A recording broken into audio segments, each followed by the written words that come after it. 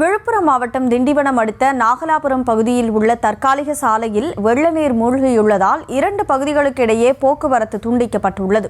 கூடுதல் விவரங்களை செய்தியாளர் கலிஃப் அப்துல்லா வழங்க கேட்கலாம்.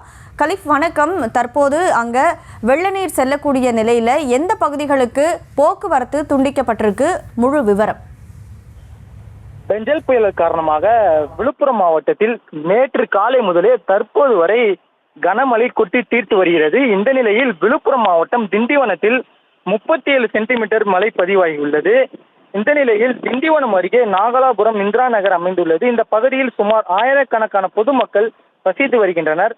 இந்த நிலையில் ஒவ்வொரு ஆண்டும் பருவமழையின் போது இந்த திண்டிவனத்திலிருந்து செல்லும் பிரதான சாலை அமைந்த தரைப்பாலம் தற்போது மழை நீரால் முழுங்கி போக்குவரத்து துண்டிப்பு ஏற்பட்டுள்ளது. இதன் காரணமாக பகுதிகளுக்கு செல்லக்கூடிய நாகலாபுரம், இந்திரா நகர், ஜேபி நகர் உள்ளிட்ட பகுதி மக்கள் மிகுந்த அவதி அடைந்து வருகின்றனர்.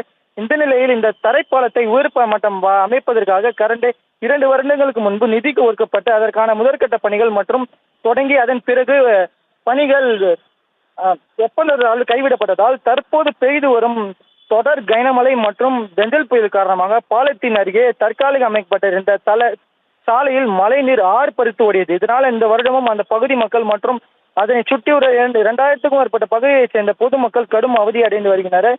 எனவே மாவட்ட நிர்வாகம் உரிய நடவடிக்கை எடுத்து உடனடியாக பால கட்ட பணிகளை செய்ய வேண்டும் என அப்பகுதி மக்கள் கோரிக்கை வைத்துள்ளனர்.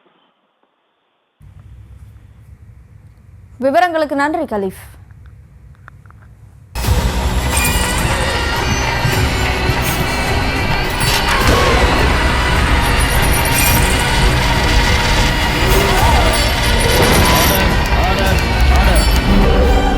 குற்றங்களின் மறுபரிமாணம் நிகழ்தகவு நமது நியூஸ் தமிழ் தொலைக்காட்சியில் விரைவில்.